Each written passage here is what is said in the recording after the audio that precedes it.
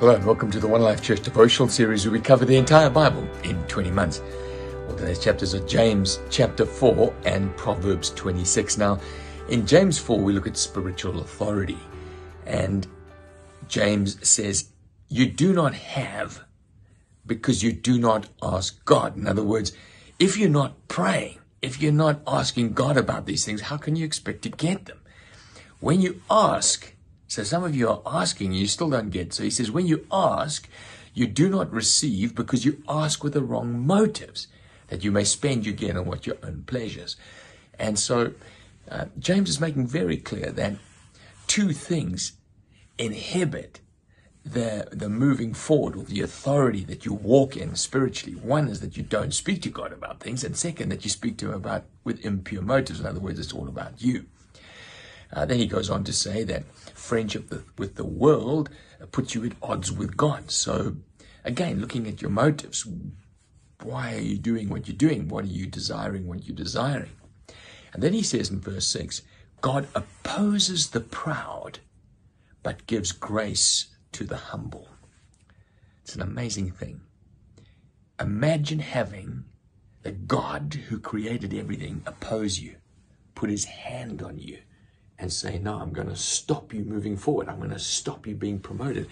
God opposes the proud, but he gives grace. In other words, they don't even deserve it. They haven't earned it. But if they're humble, God says, I'll give you grace. I'll show you favor. Submit yourselves, therefore, to God. Resist the devil, and he'll flee from you. You'll get this spiritual authority if you submit yourself to God. You humble yourself before God's mighty hand. And then you stand against the devil, he'll flee from you. You'll have authority. So humble yourself before the Lord, verse 10 says, and he will lift you up. Now, to me, I think these next few verses are the most exciting in this whole chapter. I'm sitting again here in another hotel room on my trip through Australasia. I'm in a place in Victoria called Warrnambool. It's a city of about 30,000 people. I've been here for the last couple of days with these pastors and this church here. It's an amazing church. And I've seen people from around the world here. Some South Africans here. And James speaks exactly into this idea of traveling and relocating around the world. Now remember, he's just spoken about doing things for selfish motives. He's just spoken about doing things in accordance with God's will, of humbling yourself before God. And then he says this, now listen, you who say, today or tomorrow, we will go to this city, spend a year there, carry on business, make money. Why? In fact, before we go on, that's like a huge number of people in the world today can identify with that, can't you? But then he goes on, he asks the question, why? You do not even know what will happen tomorrow. What is your life? You're in the mist, it appears for a while and then vanishes. Instead, you ought to say, if it is God's will, we will live here, we will do this, we will go there. Those of you thinking about big decisions, I'm going to go there, spend a year, make some money, do what I want to do. No, God says, no, that's not the way to do it. Ask him, and he will speak to you.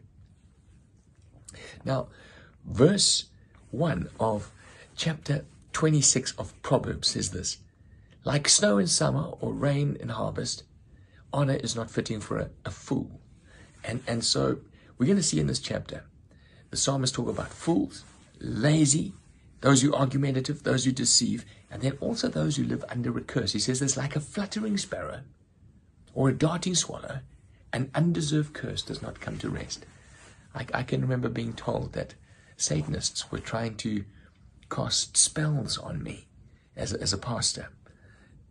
I leant on this verse. An undeserved curse will not come to rest. I don't deserve the curse. Why? In my natural self, I do. But the curse is on him who was on a tree, Jesus, and I'm in Jesus. And so the curses that were meant for me are on Jesus. And you can live secure with that, no matter what you go through. Then he says, a whole passage here about fools. Fools with Proverbs, fools being sent to do jobs, fools repeating their folly. Don't hang around with people who are that foolish. And then he talks about the lazy going to come to naught. And then argumentative people, like one who grabs the stray dog by the ear is someone who rushes into a quarrel not their own. Like a maniac shooting flaming arrows of death is the one who deceives his neighbor and says, I was only joking. Without wood, a fire goes out. Without gossip, a quarrel dies down. He says, don't hang out with people who like to fight like this. And then he ends up talking about those who deceive others. They'll fall into the very pit that they're deceiving themselves. So this whole chapter is about who to stay clear from and who to hang with. Well, God bless you.